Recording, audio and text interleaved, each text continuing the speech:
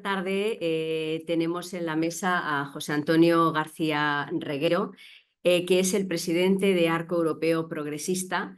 Es el presidente de la sección de Ciencias Jurídicas, que es la sección por la cual vamos a realizar este acto, hermanado con la agrupación Agustín Argüelles y con la agrupación Ángel Garma.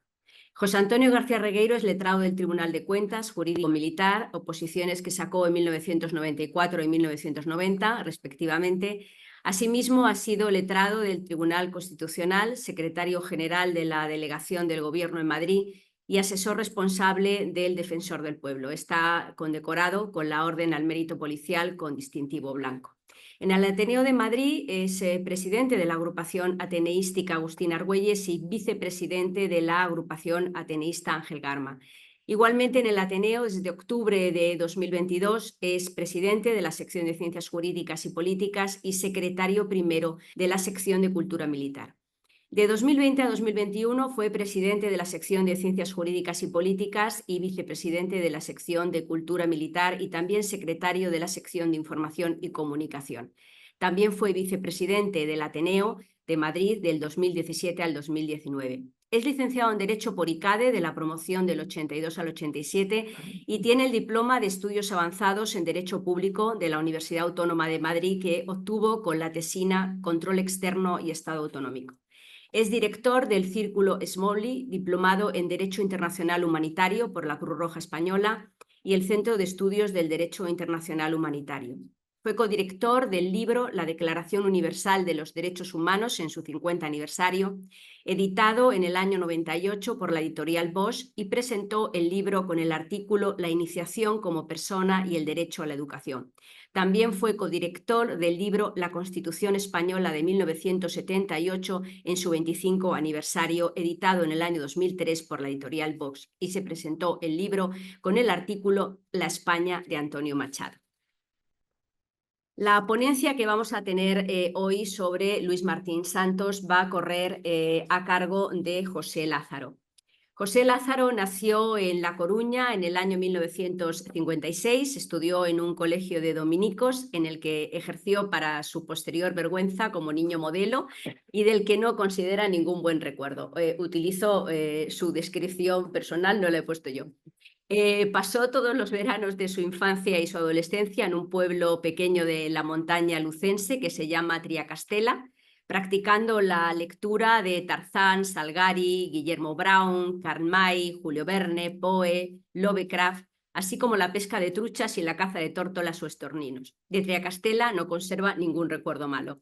Con 17 años se traslada a Madrid con tal despiste que se matricula en arquitectura, pero también pone suerte en la Academia de Dibujo de Arturo Pardos y Estefan Guerín, tenían en la calle Fuencarral, y allí aprendió de todo menos a dibujar, pero sobre todo entendió el verdadero significado de la palabra hedonismo.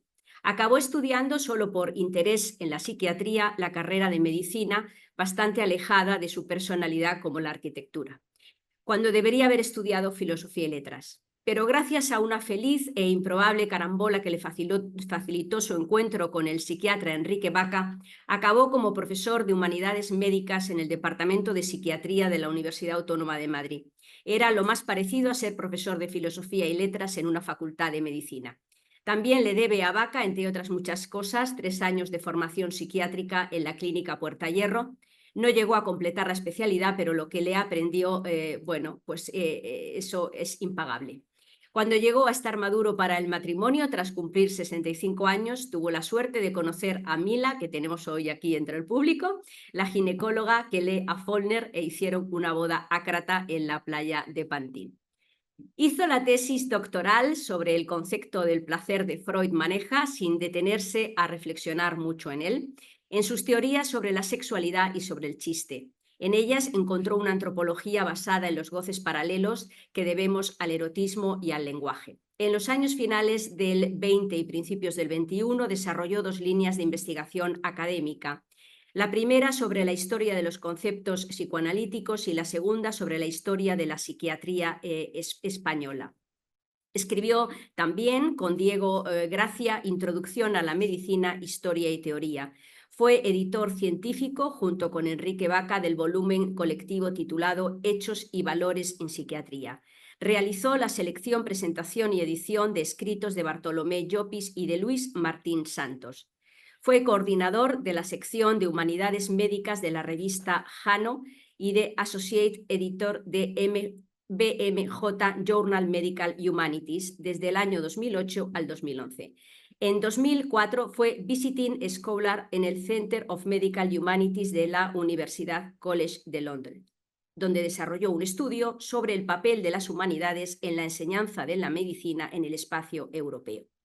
Miembro de varios proyectos de investigación financiados por el Ministerio de Educación y Ciencia, como Racionalidad Axiológica de la Práctica Tecnocientífica, los programas Covering Technologies y su incidencia en la medicina y en la sociedad. Filosofía de las tecnociencias sociales y humanas, sesgos en experimentos con humanos en las ciencias sociales y biomédicas. En el plano académico, él tiene 4 quinquenios de docencia, 3 sexenios de investigación, imparte la asignatura Humanidades Médicas, que analiza la enfermedad como realidad histórica con múltiples dimensiones, y la profesión médica como una institución social. Puso en marcha una editorial que se llama Triacastela, y gestionó algunas revistas con iniciativas culturales como la Fundación de Archivos de Neurobiología, la Fundación Latros y en la última etapa la Fundación Deliberar. En 1999 ganó el premio Comillas de Historia, Biografía y Memorias por el libro Vidas y Muertes de Luis Martín Santos, editado por la editorial Tusquets. Esa novela sin ficción le ha dado muchas satisfacciones.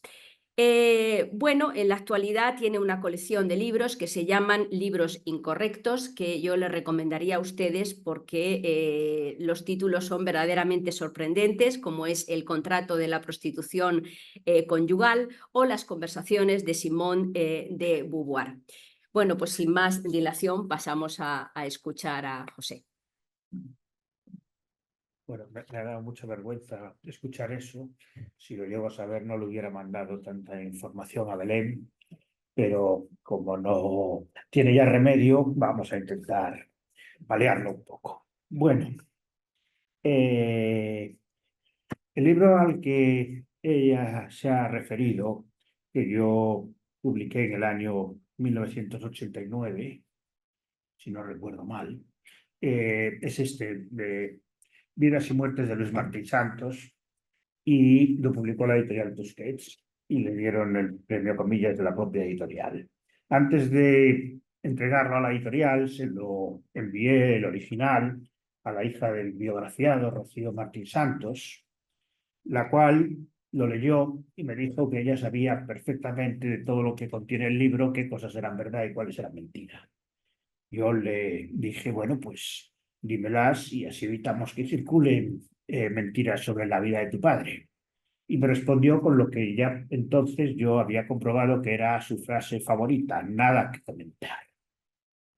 A continuación me ofreció una hermosa colección de fotografías familiares que aparecen distribuidas por el libro, y sin sacar el lápiz rojo me dijo cuáles eran todas las páginas y párrafos, frases y apartados que tenía que suprimir del libro para que ella me autorizara a publicar el resto de los materiales que me había proporcionado.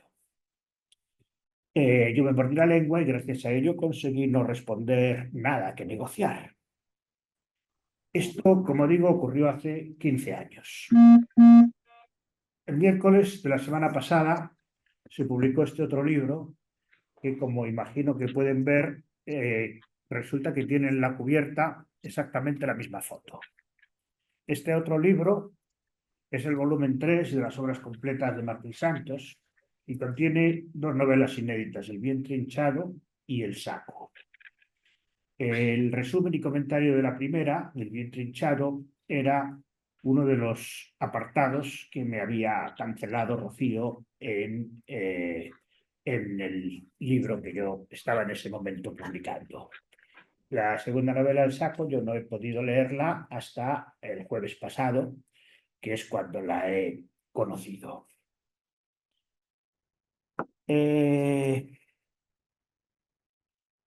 Hay más cosas en común entre estos libros y también hay algunas diferencias. El volumen de las obras completas por primera vez hace accesible al público 2 novelas escritas por el autor de Tiempo de Silencio antes de publicar Tiempo de Silencio. Solo han estado bajo la custodia de Rocío Martín Santos 60 años. Probablemente podríamos pensar, tienen que contener cosas absolutamente indiscretas, escandalosas y terribles. Nada de eso. No hay absolutamente nada de eso y por eso lo han publicado sin ningún problema, porque han esperado 60 años para informarnos de que el autor de una de las novelas más célebres de la literatura española del siglo XX, que desde hace 60 años estaba considerado como autor de una novela única, resulta que tenía otras 2 novelas anteriores, un volumen de más de 400 páginas de cuentos, de los que muy pocos eran conocidos, 3 obras de teatro que yo también tuve ocasión de leer en aquella ocasión y que también fueron canceladas de mi libro y que parece ser que la editorial Galaxia va a publicar en los próximos meses. Es decir, 60 años después de la muerte de Martín Santos, deciden sus herederos que va a dejar de ser el autor de una única célebre novela y convertirse en el autor de toda una obra inédita hasta el año 2024. Bueno, lo que les estoy contando es, espero, lo que voy a escribir en un texto que inicié nada más leer El Saco la semana pasada y que le he puesto como título La hija del amante del amigo de Kafka. Punto. Sobre biógrafos inéditos y además familias. Me imagino que todos ustedes conocen la historia de cómo Kafka, al morir, pidió a su amigo de máxima confianza, Max Brod, que reuniera todos sus manuscritos inéditos y los quemara sin leerlos. Todo el mundo sabe que Max Brod traicionó la última voluntad de su amigo y gracias a ello hoy podemos leer El proceso, El castillo y todas aquellas novelas que Kafka pidió que se quemaran. El resto de la historia también es bastante conocida, aunque quizá no tanto. Max Brod publicó lo que le pareció más importante de todos aquellos papeles y el resto los dejó guardados en cajas que cuando Brod murió fueron heredadas por su primero secretaria, luego amante, finalmente pareja, que se apellidaba Joffe, Eva Joffe. Eva Joffe es la hija. Esta mujer, la pareja de Kafka, decidió vender por una cantidad, parece ser astronómica, el manuscrito del proceso a un archivo alemán de literatura y siguió dejando en las cajas el resto de los papeles.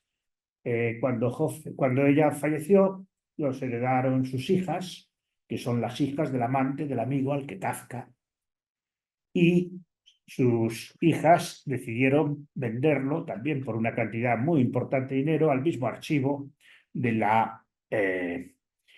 Estado alemán. El problema es que vivían en Tel Aviv y el gobierno israelí sacó un decreto prohibiendo la salida de esos materiales del país. Y se inició un pleito que duró muchos años, en los cuales Eva Joffe defendía su derecho a vender la herencia que le había dejado su madre.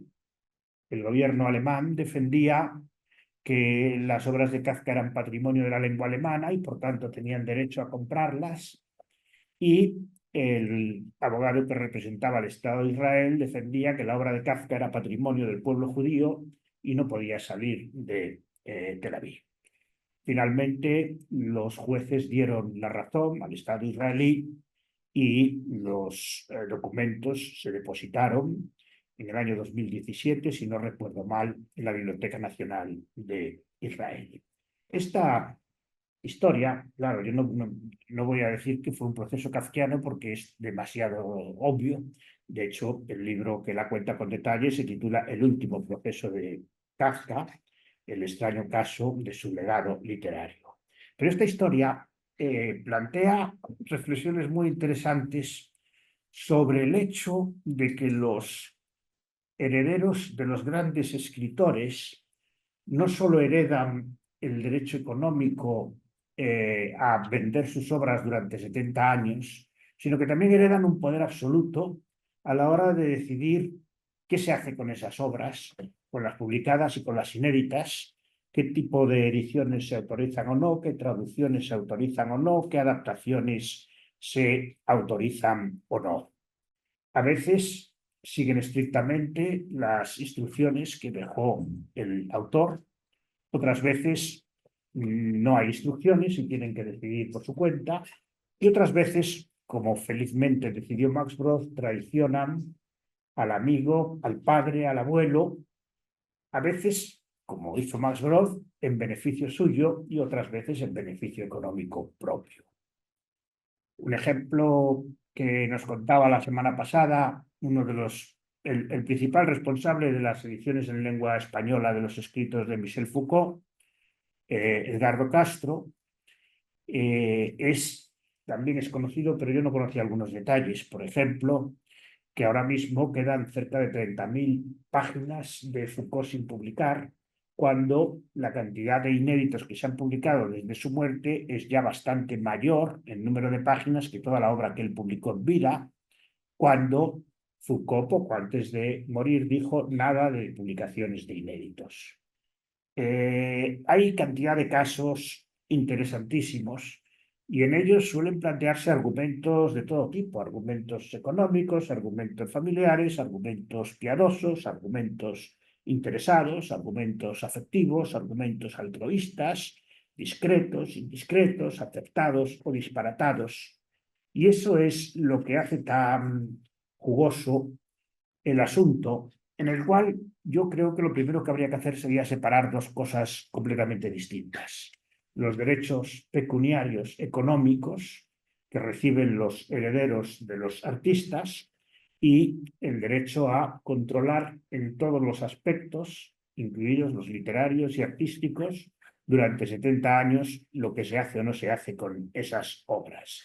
Son dos temas polémicos ambos, pero distintos. Es decir, la discusión sobre los derechos económicos se suele centrar en que hay muchas personas que sostienen que en el momento de la muerte de un artista su obra debe pasar a ser patrimonio público de la humanidad, como va a pasar 70 años después.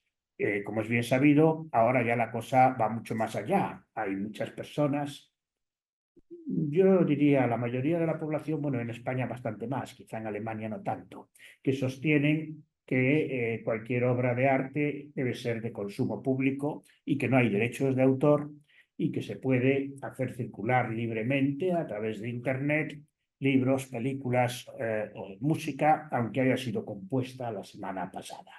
El tema es jugoso y hay casos verdaderamente notables. Hay uno que a mí me parece especialmente ilustrativo, que es el de los herederos de don Ramón del Valle Inclán.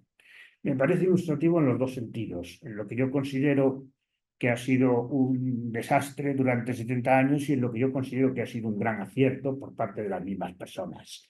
No sé si conocen la historia. Don Ramón del Valle Inclán, probablemente porque lo más valioso que tenía cuando murió, quizá lo único valioso, era los derechos de autor de sus libros, los repartió entre sus hijos, que los repartieron a su vez entre sus hijos, los nietos, y durante 70 años los derechos de las distintas obras de Valle Inclán pertenecían a cada uno de sus descendientes, el cual negociaba con las editoriales que creía conveniente la manera y la cantidad de dinero por la cual se iba a publicar cada obra, lo cual hizo que durante 70 años nadie pudiera hacer una edición sistemática y rigurosa de las obras completas de Valle Inclán. Este es, digamos, el lado negativo. El lado positivo se evidenció en el año 2005, cuando la Xunta de Galicia, después de muchos años de ser presidida por don Manuel Fraga Iribarne, pasó a estar formada por el Partido Socialista Obrero Español en coalición con el Bloque Nacionalista Galego. Me imagino que todo el mundo sabe lo que es el Bloque Nacionalista Galego. Es la versión que mis paisanos tienen del Bildu catalán o de la Esquerra Republicana. Y bueno, no voy a desarrollar más la analogía. El hecho es que una de las primeras y brillantes ideas que tuvo el bloque nacionalista galego fue traducir al gallego las obras de teatro de Valle Inclán para estrenarlas con todos los honores en el Centro Dramático Galego que acababan de crear.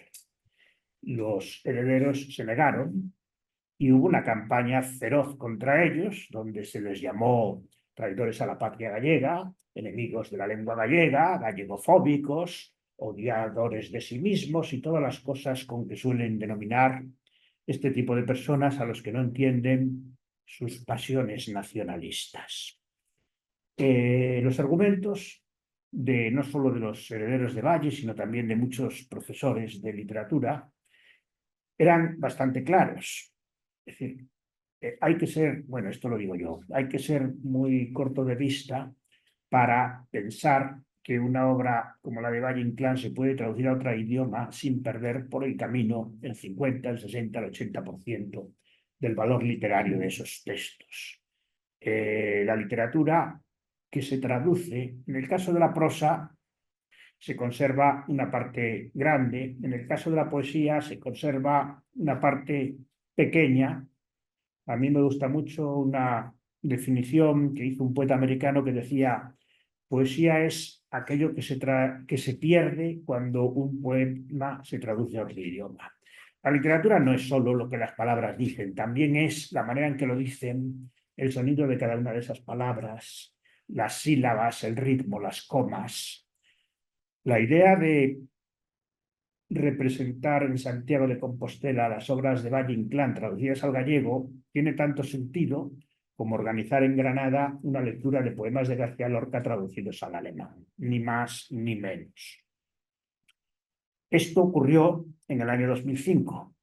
Felizmente para mis paisanos nacionalistas, en el año 2006 caducaron los derechos de autor de Valle Inclán e inmediatamente pudieron ponerse a hacer la traducción al gallego de la obra de Valle Inclán, que hoy pueden disfrutar en Villanueva de Arosa todos los que prefieran leer la prosa del chupatintas de turno mejor que la prosa de Valle Inclán. Por supuesto, estas ediciones están patrocinadas por la Xunta de Galicia. Bueno, claro, acabo de recordar que me han pedido que hable de los martes santos. No es difícil comprender la tragedia de unos niños que se quedaron sin madre y sin padre en el plazo de 10 meses. Rocío Lafón, madre de Luis y Rocío Martín Santos Lafón, falleció el día 3 de marzo de 1963 en circunstancias bastante confusas, sobre las cuales había 3 versiones. 2 de ellas se habían publicado. La primera, la versión oficial de la familia, fue un accidente de intoxicación por gas cuando estaba cocinando. La segunda, que también se había publicado, es que había sido un suicidio. La tercera nunca se había publicado, aunque circulaba en rumorología. Primero circuló por San Sebastián, después por todo el mundo literario español, y yo, que por supuesto la había oído 40 veces, no hice a ella la menor alusión en mi libro, ni tampoco en todas las artículos o entrevistas que me han pedido después, hasta que ayer, para mi sorpresa, en el segundo canal de la televisión española, emiten un documental de una serie que se llama Imprescindibles, dedicada a Luis Martín Santos, y en ese documental hay un momento en que su hijo, hablando con el abogado que defendió a Martín Santos en los procesos por los que fue detenido por su actividad política durante el franquismo en los años 60, hizo pública esa tercera versión y delante del hijo, que, por cierto, junto con la hermana son los protagonistas absolutos del programa, por tanto han dado el visto bueno a que eso se hiciera. Habrá que pensar un poco sobre el asunto. Lo que quiero decir es que aquellos niños que se encontraron sin padre y sin madre en el año 63-64, Rocío, la mayor, tenía 8 años, su hermano Luis tenía 5, el pequeño Juan Pablo tenía 3, y fueron aplastados por una capa de silencio en la cual en su familia no se hablaba de cómo habían sido sus padres, ni mucho menos de cómo habían muerto, mientras toda la ciudad hablaba de ello con versiones completamente distintas, como digo. Evidentemente, su existencia sufrió un impacto que se ve bastante claro sin más que conocer, aunque sea de manera sumaria, la trayectoria vital que cada uno de los tres ha tenido. Desde el punto de vista personal, una situación así solo se puede respetar y a las víctimas de una situación así solo se les puede dedicar la mayor simpatía, el mayor afecto, la mayor solidaridad. El problema es que desde el punto de vista literario y biográfico, tomar decisiones como las que antes he mencionado es otra cosa completamente distinta. ¿Por qué? Ese silencio que cayó sobre ellos en el año 63 han tenido que extenderlo a estas obras absolutamente inocentes hasta el año 2024. Los daños que ha hecho a la investigación esos 60 años de imposibilidad de acceder a estos documentos se van a ver en los próximos años, puesto que sobre el tiempo de silencio se han escrito en el mundo académico centenares de trabajos, de ponencias, de congresos, de tesis doctorales, de libros enteros, centenares. En el año 2007-2008, cuando yo estaba preparando mi libro, tuve la suerte de que José Carlos Mainer me concediera una entrevista. José Carlos Mainer era es un prestigiosísimo catedrático de literatura de Zaragoza, que había hecho la primera edición de la novela póstuma de Martín Santos, Tiempo de Destrucción. Y yo le dije, José Carlos, ¿cómo es posible que haya centenares de estudios sobre Tiempo de Silencio y ni una sola biografía mínimamente legible de su autor? Y me dijo, porque en mi gremio, desde hace mucho tiempo, se considera que los textos no se pueden estudiar desde el punto de vista biográfico, ni mucho menos psicológico de sus autores, y que solo se puede estudiar el texto en cuanto texto. Yo le dije, oye, pues como yo tengo la suerte de no estar sometido a esa ley, pues que no pertenezco a tu gremio, pues voy a hacer lo que me dé la gana. Y me dijo, no sabes cómo me alegro. José Carlos Mainer es una persona absolutamente admirable que me apoyó siempre en todo y al que le tengo el más profundo respeto intelectual y el más profundo afecto personal. Conclusión. Bueno, no conclusión de la charla, porque si me dejáis 5 minutos más, hago un poquito más, pero sí conclusión de esto que estoy diciendo. Los daños adicionales que supone para el estudio de una obra el derecho de los herederos, como he dicho, no solo a muy legítimamente recibir los importes económicos de los derechos de autor, sino también a tomar todo tipo de decisiones, en este caso de índole literaria, son irrefutables, puesto que la ley los establece, son respetables, nada que decir en contra, pero a cambio nosotros debemos tener el derecho de contarlo, comentarlo, analizarlo y plantear públicamente cuáles son las consecuencias de esas decisiones, para lo cual primero hay que contar cuáles han sido esas decisiones. En relación con esto, hace unas semanas hemos puesto en marcha una revista de libros que se llama Hedónica, el placer de la lectura. Y bueno, los amigos que han tenido la heroicidad de meterse conmigo en esa aventura, pues estamos dando vueltas a diferentes iniciativas y una de ellas le hemos puesto, todavía no se ha publicado, por lo cual lo adelanto como primicia, le hemos puesto precisamente el título que antes mencioné. Las hijas del amante del amigo de Kafka, 2 puntos, inéditos, biógrafos y además familias. La nota que estamos pensando si publicar dice lo siguiente. Desde la revista de libros Hedónica se abre una investigación sobre la relación entre los siguientes escritores, sus derechos de autor, sus herederos, sus obras inéditas, sus ediciones póstumas, su presencia y su olvido en la actualidad. Se agradecerá cualquier información solvente que se nos pueda enviar sobre ello. Se garantiza un equilibrado reflejo de todas las informaciones contrastables que se reciban. La primera lista que estamos valorando acerca de a quién honrar con un trabajo de sincera análisis, honestamente riguroso de este tipo son José Ortega y Gasset, Jorge Luis Borges, Ramón del Valle Inclán, Gonzalo Torrente Ballester, Carmen Laforet, Luis Martín Santos, Camilo José Cela, Juan Bonet y Roberto Bolaño. Si a alguien le interesa participar, puede ir pensando en lo que nos quiera enviar. Bueno, no sé cuánto tiempo llevo, pero yo diría que si alguien quiere hacer algún comentario o pregunta, y si no, pues comento algún detalle más de este entretenido proyecto en el que nos hemos metido. Sí, por favor. ¿Cuál fue la tercera hipótesis que dijo el hijo en el programa? Lo He dijo oído el programa, pero ese momento no lo vi. que su padre había asesinado a su madre. Desde ayer es algo público, puesto que está en el programa de la televisión española. Sí, lo vi, pero ese momento no estaba. Yo llevo 20 años conociendo esa hipótesis y jamás se me había ocurrido mencionarla en público, naturalmente. Pero bueno, eso se entiende, es decir, eso son cuestiones íntimas muy, muy dolorosas y además lo más probable es que sea mentira y es indemostrable. Es decir, es indemostrable. Yo incluso me puse en contacto con el juzgado de San Sebastián que había llevado el caso de esa muerte. O sea, no sé quiénes no, si conocen o no la historia, pero vamos, cuando falleció Rocío estaba en el sótano de su casa, una casa grande, en el sótano cocinando con una cocina de gas. Su marido estaba en el ático escribiendo y bueno, llamó el portero de la finca, no le abrían y entonces con los golpes él bajó y se la encontró en el suelo agonizando.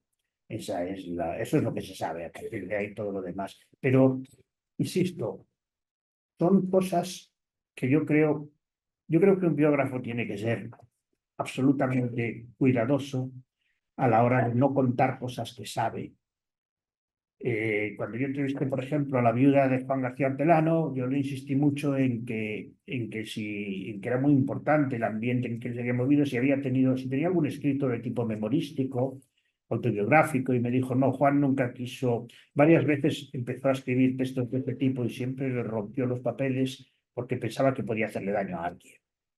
Ese problema es así y tiene muy difícil solución. La única solución es, bueno, que el biógrafo va a ser juzgado por los lectores y por los críticos, igual que él juzga qué es lo que puede y no puede contar sobre los biografiados. Yo tengo dos amigos que tienen el mismo apellido, Gracia. Uno sostiene que no se debe publicar ni divulgar nada que la persona en cuestión no haya autorizado y preparado para su publicación y divulgación. El otro sostiene que cualquier información sobre un personaje público que se encuentre en un archivo público puede ser inmediatamente y debe ser inmediatamente publicada.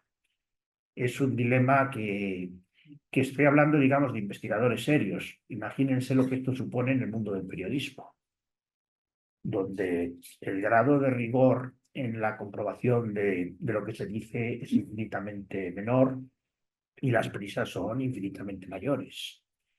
El tema es ultra delicado. Hay biógrafos que se han desacreditado por su espíritu, digamos, frívolo cotilla.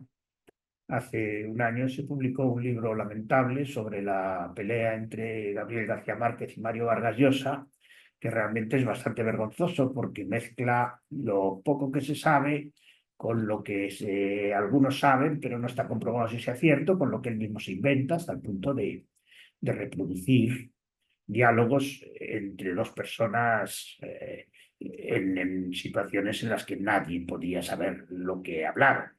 Vamos, de inventarlos. Es el problema de la literatura, los límites entre la literatura como un acto de imaginación y los hechos reales sobre los que ese acto se construye son complejísimos. Es un asunto interesantísimo, pero muy, muy difícil de manejar y en el cual te encuentras todo tipo de casos.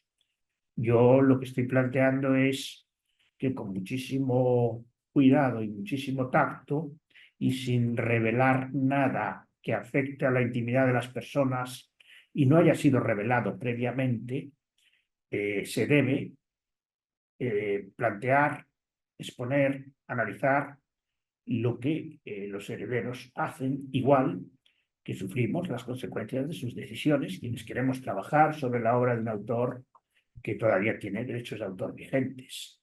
Y igual que a nosotros nos juzgarán por lo que escribamos, a ellos hay que juzgarlos por las decisiones que toman y que condicionan lo que los críticos y los historiadores pueden o no pueden conocer.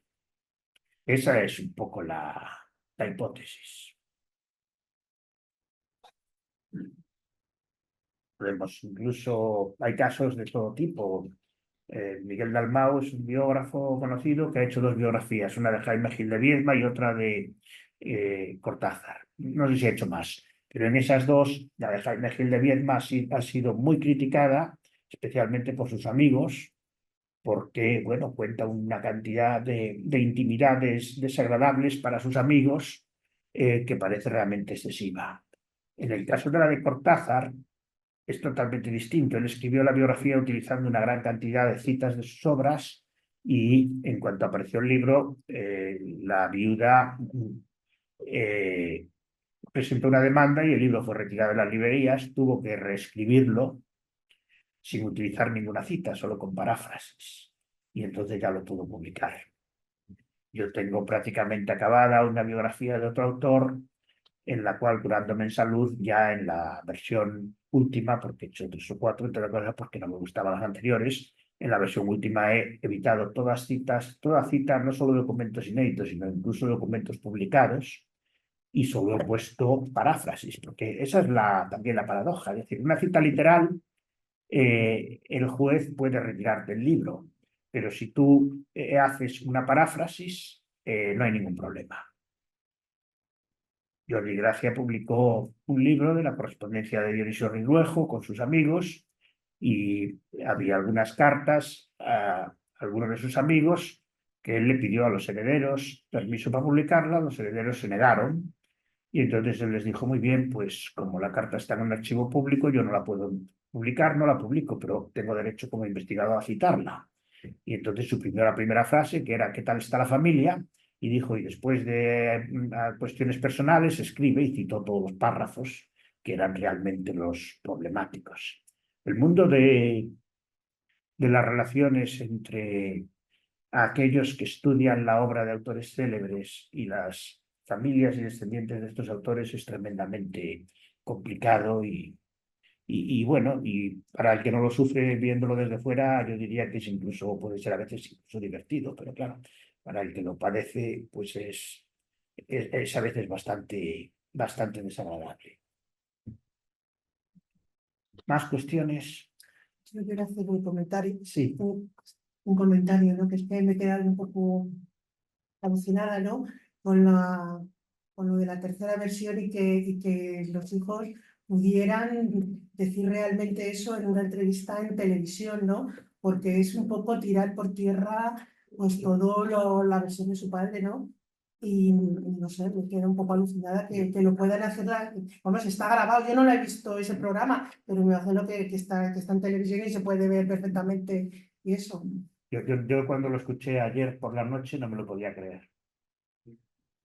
Desde mi punto de vista no se dijo, se habló de eso, pero evidentemente era que se llegó hasta decir. Sí. Se llegó hasta decir. Se llegó hasta Pero decir. tal y como está siendo presentada aquí, parece que es una hipótesis sostenida como consistentemente, ¿no? Se llegó hasta decir, como Sí. una ironía tan familiar a Martín Santos, que se llegaron a decir tantas cosas, ¿no? Sí, exactamente, eso es. Y además el que lo dijo fue probablemente pues, una de las personas que más sabía por el asunto. Y él mismo añadió, no creo que sea cierto.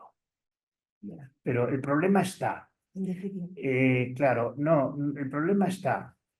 El problema, por ejemplo, que yo tengo con este otro biografiado de un libro que todavía no está ni siquiera preparado para la imprenta, es que él fue un apasionado falangista durante los años de la Guerra Civil y la primera posguerra.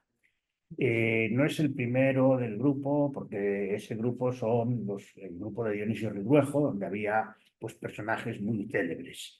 Yo he tratado con las familias de muchos de ellos y en todos los casos me encuentro con lo mismo. Yo les digo, yo quiero contar todo lo que se pueda contar, porque creo que la única manera de explicar por qué fueron noblemente falangistas es explicar lo que realmente pensaban y lo que realmente hicieron.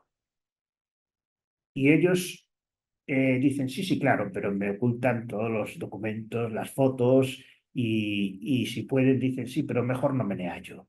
Es mejor no hablar de ello, mejor no mencionarlo.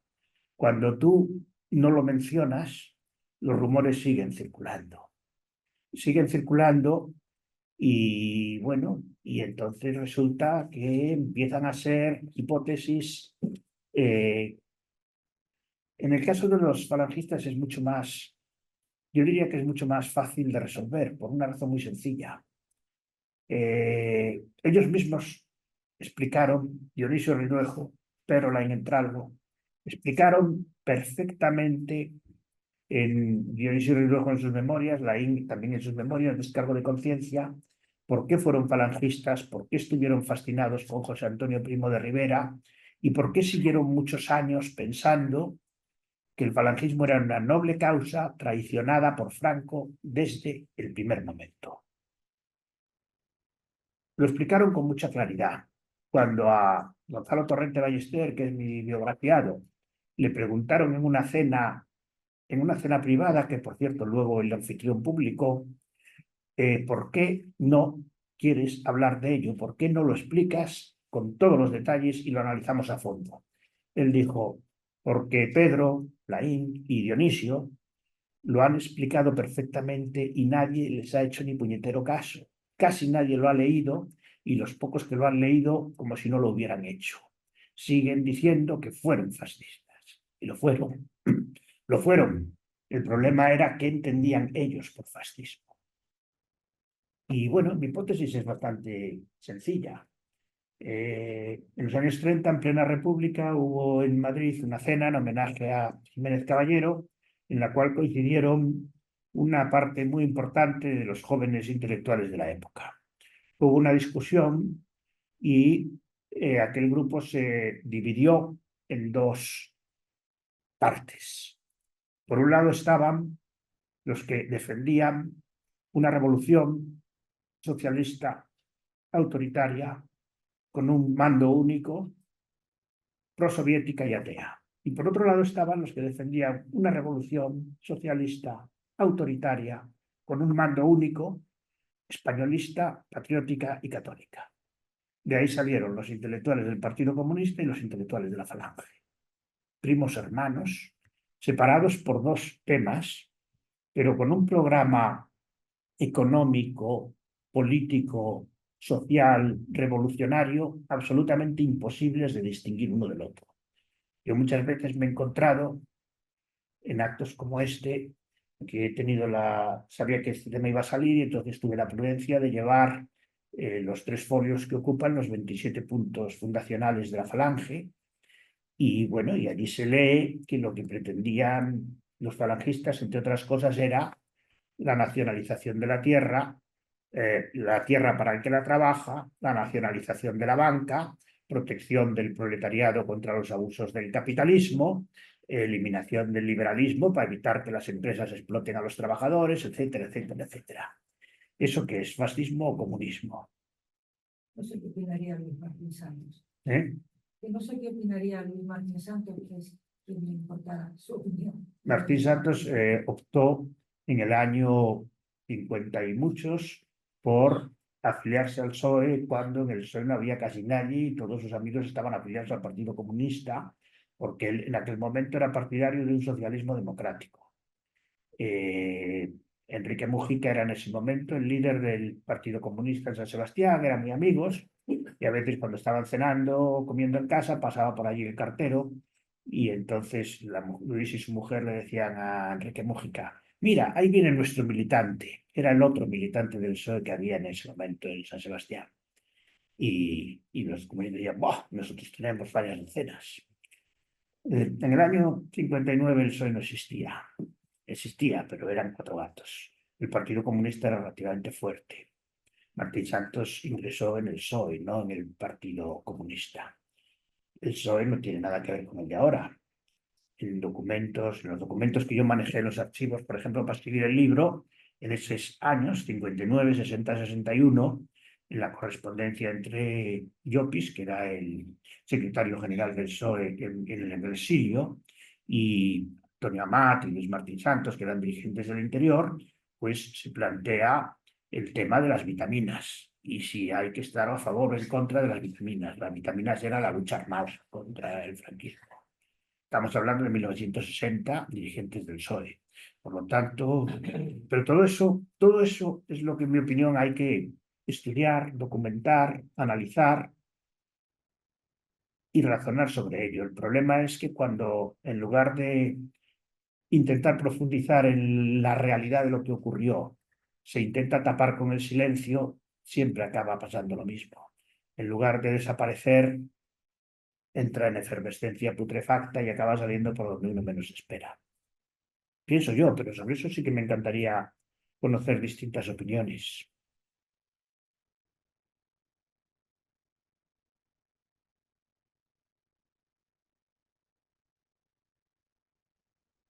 Sí, venga. Nadie más quiere intervenir. Tú mismo que tienes mucho que decir sobre esto. No, no, claro, mucho menos. Ni mucho menos. No, es interesante lo que José Lázaro nos está contando. Yo creo que el enfoque que ha dado nos está enriqueciendo mucho a todos, porque es un enfoque no solamente centrado en Luis Martín Santos, que es el protagonista, sino también un poco en todo lo que puede rodear, ¿no?, a una figura histórica como Asciende. Yo, por ejemplo, no sabía esto que has contado de que la familia ha sacado dos novelas nuevas. Ahora, yo sí que pienso que aunque saquen 20 novelas más de Martín Santos y podamos llenar de nuevo la Biblioteca de Alejandría con libros de Martín Santos, de alguna manera este hombre va a ser siempre un autor de un solo libro. O sea, yo creo que la fuerza de Tiempo de Silencio, sí, pero Tiempo de Destrucción, yo no lo veo, sinceramente. O sea, yo creo que la fuerza que ha tenido Tiempo de Silencio, casi mitológica, es tal que por muchos libros que saque la familia, aunque aparezcan, Luis Martín Santos es Tiempo de Silencio y Tiempo de Silencio es Luis Martín Santos. Por eso es mi opinión. Aunque luego a la gente muy preparada, que sacan estas novelas y tener conclusiones nuevas y cosas que no se sabían, pero yo creo que de alguna forma el que se le haya durante todo el tiempo identificado con un solo libro, yo creo que eso se va a mantener en el tiempo, aunque salgan más libros, aunque estén saliendo más libros. Y en cuanto a... Comentamos ese punto y luego el otro. Como quieras. Yo creo que me es mejor. Sí, sí. Pero por favor, luego sigues con el otro. Sí, pero déjame comentar esto. Vamos a ver. ¿Cervantes es el autor del Quijote? ¿O es el autor del Quijote, las novelas ejemplares, la Galatea? Cuando apareció Tiempo de Silencio, recuerdo, Ricardo Domenech hizo una de las primeras críticas en la revista Triunfo y cuando yo hablé con él me contó que su sensación al leer el libro fue: ¿cómo es posible? ¿Este libro de dónde ha salido? Este tal Luis Martín Santos, del que nunca ha oído hablar nadie, ¿de dónde ha salido? Las novelas no son comparables a Tiempo de Silencio, ninguna de las dos. El saco, como yo me imaginaba, es mucho mejor que el bien trinchado, pero el conjunto ahora nos permite entender de dónde salió Tiempo de Silencio y ver cómo poco a poco se fue construyendo ese escritor que, precisamente por el rigor de no querer publicar textos que no consideraba suficientemente maduros, apareció como una obra maestra y parece que había salido de la nada. Eso es lo que yo pienso. Tiempo de Destrucción no es una novela, es un manuscrito fragmentario que en el momento en que él murió todavía no sabía si de ahí iba a salir un libro, 4 o cómo iba a acabar aquello. Es un maravilloso manuscrito del que su propio autor no sabía cómo iba a terminar, qué iba a terminar siendo. Y lo que quedó es suficiente para saber que si hubiera podido terminarlo, hubiera sido un libro mucho más complejo, ambicioso y de más nivel que Tiempo de Silencio. El problema es que no hay un libro, hay un primer borrador incompleto. El otro punto, por favor. No, el otro punto era simplemente un comentario, ¿no? De quitar las fechas como ahora decía, ¿no? De cuando se afilia al Partido Socialista, Luis Martín Santos, que es verdad que en aquel momento la fuerza la tenía el Partido Comunista, entre otras razones porque estaba ahí la Unión Soviética. Y el Partido Comunista de España, como todos los partidos comunistas, pues eran satélites del Partido Comunista ruso.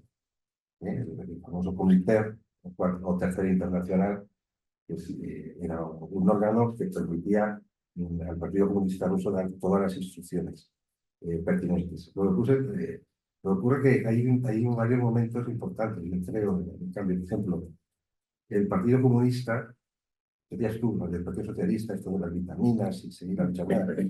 El Partido Comunista de España decide dejar la lucha armada cuando Stalin, en una reunión que tiene con Pasionaria, con Santiago Carrillo y con Lister, les dice: dejar la lucha armada, lo que tenéis que hacer es infiltraros en las instituciones francesas. ¿Y qué no lo recuerdas? Pues eso fue 2 o 3 años antes de morir Stalin. Aunque es histórico, está ahí. ¿eh? Y a partir de ese momento, el Partido Comunista de España empieza a dejar la lucha armada y empieza a filtrar esas instituciones. Y está en el Mundial del 53, 54, debe ser. Otro día me voy a poner Justo, el 50, la fecha a la que me refería. Claro. Y bueno, a partir de ese momento el Partido Comunista deja eso. Pero estos documentos no eran del Partido Comunista, eran del Partido Socialista, los que yo mencionaba. Yo ya lo sé, pero te digo que el Partido Comunista, que es el que hubiera tenido Sí. más posibilidades de seguir la lucha armada, tenía el dinero, lógicamente, la Unión Soviética y capacidad que no tenía el Partido Socialista, pues, y sin embargo, deja la lucha armada ya en los años 50.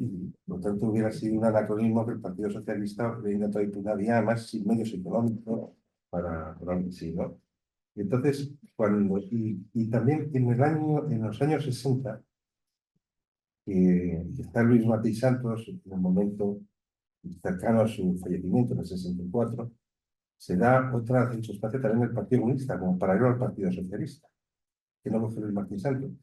Y es el momento en que se produce en el Partido Comunista la purga que hace Santiago Carrillo de algunos intelectuales del Partido Comunista, como José Semprún, por ejemplo, ¿no? Entonces, ahí también, Mucho después. no, José Semprún y varios intelectuales más los expulsan en el año 63. Sí, claro. Por eso te digo que Del 50 al 63 van 13 años. sí, pero fíjate, hay movimientos, deja la lucha armada en los años 50 y luego hay ya una crisis del Partido Comunista que se resiente, empieza a separarse del Partido Comunista Soviético en esa época, porque empieza el eurocomunismo de Carrillo, pero a su vez hay otra línea más avanzada de varios intelectuales, algunos de ellos terminan en el Partido Socialista. Sí. Como José Semprún, que va a ser ministro de Cultura y todo lo demás, mucho después, pero empieza ahí. Y justamente ahí es donde está este hombre, Luis Martín Santos, en el Partido Socialista. Pero Luis Martín Santos, vamos a ver, Sí. un matiz. Sí. Primero, ¿por qué entra Luis Martín Santos en política? Yo pienso que por la indignación que le produce la forma estúpida de la primera detención y humillante y como una manera de reacción frente a la imbecilidad general que era el franquismo. Segundo, ¿cuánto tiempo dura su militancia en realidad? 2, 3 años. Sí, más o menos. ¿Por qué tan pronto termina de ser militante? Porque se aburre.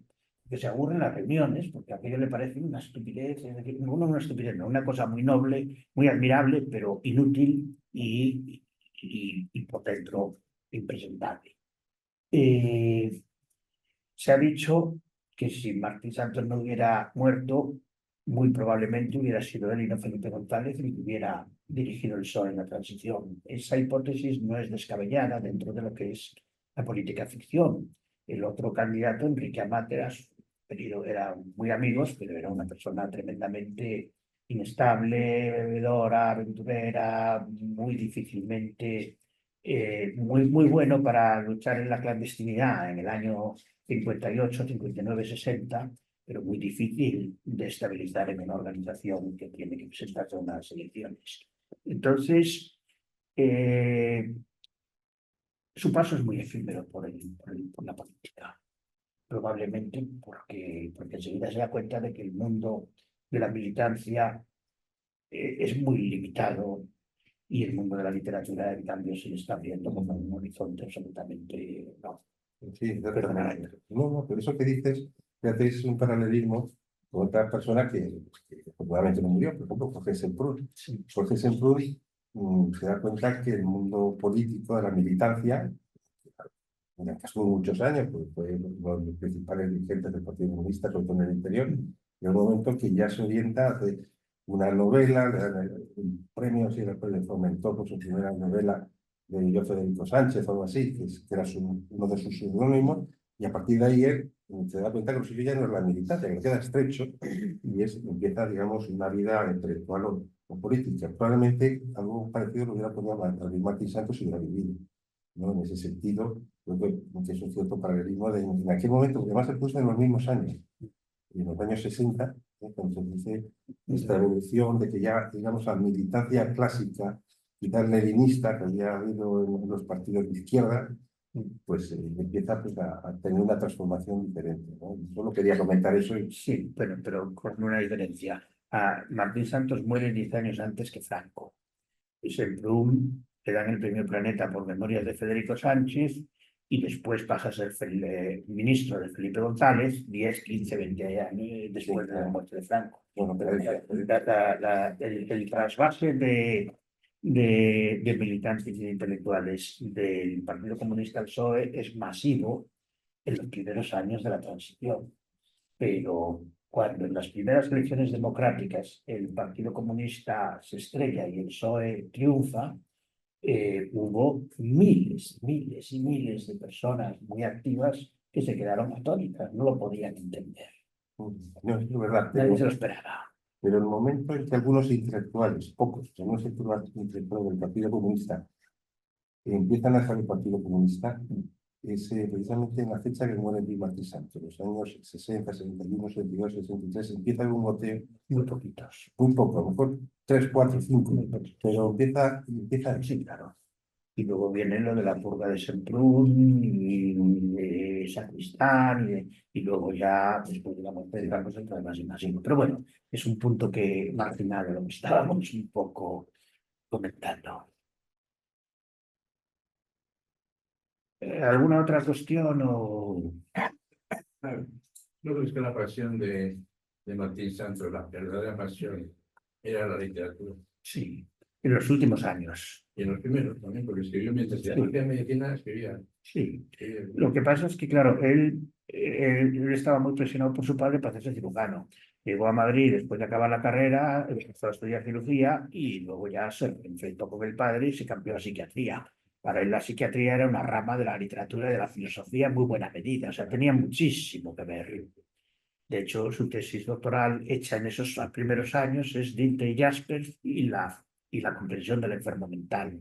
Es decir, cómo podemos la filosofía de Dilthey y la filosofía y la psicopatología de Jaspers utilizarlas como instrumentos para comprender en la clínica esos relatos literarios que nos cuentan los pacientes. Sí, hay un dicho que dice que la psiquiatría desemboca en el psicoanálisis, ¿no? De alguna manera es un dicho así, muy común, ¿no? Y esa trayectoria estaba en Martín Santos, ¿no? Yo creo que él al final va descubriendo ya el psicoanálisis de Sartre, o de Schlanger, etcétera, sino ya a Freud directamente, porque hay un comentario de todo el libro donde él con quién se identifica. Cuando está Benito recogiendo el dicho de Martín Santos hablando de sus compañeros Benetti y Benito. Benito Weber, Juanito Horner, Freud, yo. No, eso no sé si eso lo dice él o lo dice otro, pero eso es una ocurre, que en aquel momento él no había leído pues siquiera. No, yo creo que a Freud lo lee, yo creo que un ser tan despierto como él cuando se publica la segunda edición de Freud en 2 tomos en 48, en 2 tomos en 48, yo creo que ahí no está ciego. Tiene que tener algún acceso. No lo lee en el 56. Bueno, o sea, es el centenario. lo lee en el 56 y publica un primer artículo en donde menciona a Freud. Antes ni lo lee ni lo cita. Vamos a ver, Primero, yo no creo que la psiquiatría desemboque en el psicoanálisis en absoluto. Toman caminos muy distintos, se separan, nunca han estado próximos, Nunca. siempre han sido cosas diferentes. Totalmente. A, a Martín Santos le lleva al psicoanálisis mucho más, el psicoanálisis existencial, tal como Sartre lo plantea en El ser y la nada, que Freud. Freud, ya digo, es una lectura tardía, y lo que hace en su libro póstumo, que se publica justo el año en que él muere, es intentar articular la técnica freudiana con el planteamiento teórico de Sartre, que le parece mejor que el de Freud.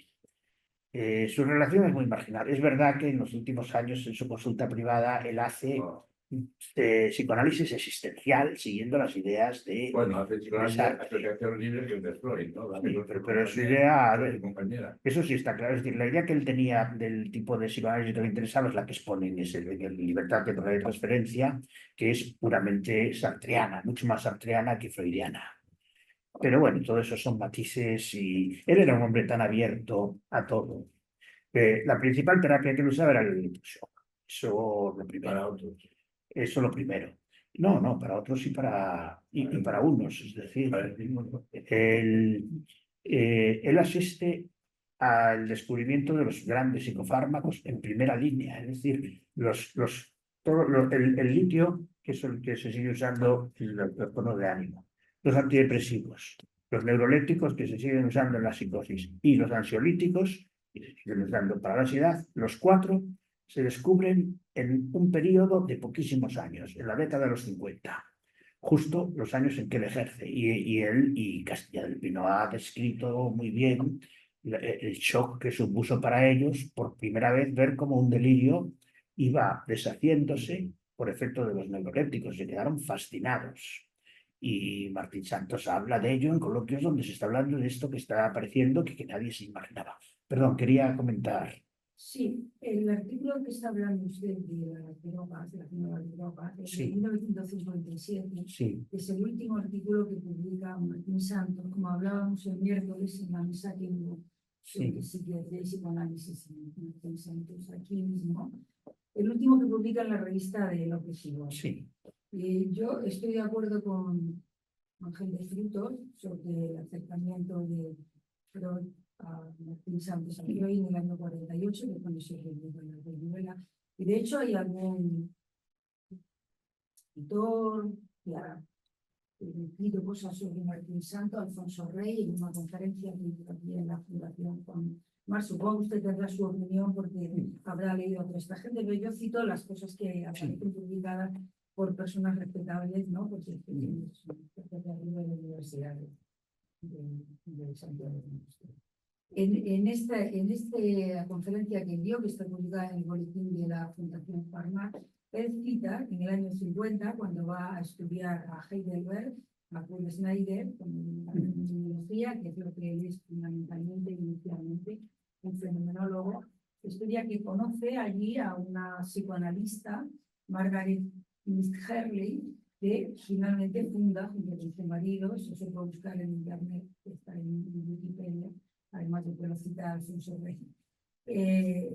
Estudia psicoanálisis con ella. Además de estudiar a Paul Snyder, es el contacto que tiene con el psicoanálisis. De hecho, en Libertad, Temporalidad y Transferencia, el psicoanálisis que aparece más explicado cuando él cita algún caso, no cuando va haciendo un poco la comparación o cuando va intentando psicoanálisis existencial y psicoanálisis freudiano, sino cuando coja algún caso y lo desarrolla clínicamente hablando. El psicoanálisis que aparece ahí es más bien kleiniano, más que una lectura freudiana, es más bien una lectura kleiniana. Precisamente porque esta señora, que digo, Margaret Herley, con la que tuvo contacto con el psicoanálisis en Heidelberg, se había formado en Londres. Y en Londres estaba Melanie Klein. Entonces, no es tan alejado, al menos a mí no me lo parece, y obviamente usted conoce muchísimo mejor toda la biografía de Luis Martín Santos, pero en fin, le he dedicado un poquito de tiempo en los últimos meses, y no es tan alejado de Freud como se señala. Es verdad que él, yo lo pienso también, y todo lo que he leído, que tiene como dos principios, dos certezas que no sabemos qué hubiera pasado si no hubiera muerto tan temprano. Una es la biológica, que es la pata biológica, y otra es la fenomenología. Pero el libro que citaba Ángel de Frutos, que es el de la naturaleza, la psicología del naturalista, que es una conferencia que da en la Academia Errante en el año 63, en ese libro justamente termina, citábamos el miércoles esas palabras, termina diciendo que el futuro, como diría Ángel de Frutos, no dice la palabra futuro, pero dice que se le hace menos caso del que se debe al psicoanálisis, que es la única teoría que explica casi todo de los acontecimientos psíquicos. Era el año 63, desgraciadamente se nos fue a principios del 64. Claro. Vamos a ver, el coloquio sobre las nuevas, bueno, yo, por cierto, a Martín Santos y sobre Martín Santos leí mucho en el año 1900, es decir, hace 20 años, no he vuelto desde hace 15 a leer apenas sobre el asunto hasta ahora, que han aparecido los nuevos materiales. El coloquio sobre las nuevas drogas es simplemente un coloquio en el cual él interviene al final durante 3 minutos y es todo lo que aporta al coloquio. La psicología del naturalista es una charla que improvisa después de una comida en un homenaje a Barandiarán. Una de las cosas curiosas en el programa de ayer es que por primera vez, que yo sepa, se escuchan las primeras palabras de él en ese momento. Empieza diciendo que no ha preparado nada, que acaban de comer un menú vasco apoteósico y que en esas condiciones va a tener que improvisar alguna cosa sobre la psicología del Sí, pero es naturalista. magnífico el artículo, Sí, desarrollado perfectamente la teoría objetal tal cual lo haría. porque Martín Santos era magnífico Porque era improvisando. Es decir, yo discutí con José Luis Munoa, que fue un gran amigo de él. José Luis Munoa me decía, Luis siempre decía que Tiempo de Silencio lo había escrito como un vómito. Y yo le decía, es imposible, Luis, este texto está trabajadísimo. Y yo pensaba que en parte era cierto, hasta que leí 3 o 4 cartas de él, escritas a buena pluma, con tachaduras, y me quedé impresionado. Y Mario Camus, el director de cine, que tuvo con él una relación casi incluso familiar, me decía, mira, para entender a Luis, ten en cuenta que él hablaba con la misma brillantez con que escribía. Leyendo sus textos casi puedes estar escuchando su capacidad de... Ahora, el asunto de cuando leyó Freud es muy fácil de comprobar. Primero, existe la llamada bibliometría que se le ha aplicado a la obra de Martín Santos y los que se dedican a eso pues han ubicado perfectamente y contado el número de citas que hace a cada autor. Las citas que hace entre el año 48 y el año 56 son pocas a Freud y cuando uno va a buscarlas son ideas generales de esas que todo el mundo conocía. Cuando realmente empieza a escribir sobre Freud y dice algo consistente es en el artículo de 1956, Jaspers y Freud. Del 48 al 56 seguía conociéndolo de oídas. Y por otro lado, tampoco tiene mucha importancia, es decir, Martín Santos absorbía todo. O sea, absorbía todo con una rapidez y con una brillantez inconcebible. ¿Qué es Tiempo de Silencio? El libro de un señor que ha penetrado hasta el fondo en el Ulises de Joyce y sin querer imitarlo, lo recrea, lo reelabora y lo aplica al Madrid de 1950. Eso es una cosa asombrosa. Y como eso todo, es decir, era algo completamente excepcional. Y bueno, en principio el pensar que le interesará más o menos la fenomenología le fascinó, pero enseguida la superó. También el pensamiento existencialista. En aquel momento, como casi todos los intelectuales de izquierdas, despreciaba a Camus y adoraba a Sartre. Estoy seguro de que si hubiera vivido unos cuantos años más, hubiera, como casi todos, como todos los no fanáticos, cambiado de opinión también sobre eso. Él vivió realmente su vida desde estudiante hasta su muerte. Él termina la carrera en el año 50 y muere en el año 64 en enero. Son 13 años, 14, 15 años como mucho, desde que era estudiante hasta que fallece. En esos 15 años su trayectoria es un relámpago.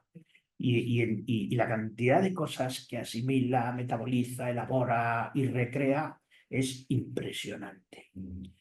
Por eso yo pienso que todo lo que podamos especular sobre lo que podría haber hecho nos quedamos cortos.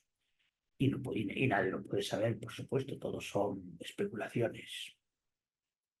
Bueno, ya Sí. se nos acaba el tiempo y ya para acabar ya el ciclo, José Antonio, ya para finalizar todo el ciclo de este, va a concluir la intervención suya. Gracias, Ana. Bien, la verdad que da pena que se acabe porque está siendo muy ameno la conferencia de José Lázaro y las intervenciones de todos nosotros, pero tenemos que dejar la sala, desgraciadamente. Bien, quiero dar las gracias a todos los que habéis intervenido y a todos los que habéis asistido. Algunos no estáis aquí, pero nos estáis viendo por la videoconferencia y por lo tanto es como si estuvierais aquí. Cuando pensamos en hacer este ciclo, tuvimos lógicamente nuestras dudas cómo hacerlo, pero yo creo que al final hemos aceptado. Hemos hecho, como sabéis, 3 sesiones, 3 días distintos. Tuvimos la fortuna de poder inaugurar este ciclo con los hijos de Martín Santos, Luis y Rocío, a los cuales les damos desde aquí las gracias por haber venido a inaugurar este ciclo, que fue muy interesante escucharlos, evidentemente muy personas más cercanas a Luis Martín Santos que sus propios hijos. Y quiero dar especialmente las gracias a todos los ponentes que han pasado por aquí, y hoy está aquí José Lázaro, por supuesto, se lo puedo dar personalmente, presencialmente, y quiero daros especialmente las gracias a todos los que habéis podido construir este evento, amigos y compañeros de las agrupaciones Argüelles, Ángel Garma y de la sección de Ciencias Jurídicas. Especialmente daros las gracias a Ángel Frutos, a Trinidad Simón, a Alfonso Gómez Prieto, a Ana Pulido y a Belén Rico García. Han sido ellos fundamentalmente los que han construido estas sesiones. Cada uno ha aportado sus conocimientos, y digo conocimientos no solamente en sentido material, sino en sentido personal. Han sido los que han conseguido de una u otra manera eliminar unos y otros ponentes. Por ello, os lo agradezco a todos. Creo que han sido unas sesiones muy exitosas, excelentes, de un personaje muy interesante como es Luis Martín Santos, polifacético, de ahí que hayamos titulado Luis Martín Santos, político, psicoanalista y escritor. La duda ha estado que poníamos psicoanalista o psiquiatra, porque él propiamente es psiquiatra, pero tenía, como habéis estado ahora en este pequeño, digamos, este pequeño círculo que habéis tenido, Ángel, Trinidad y José Lázaro, evidentemente también tenía coletazos importantes de psicoanalista.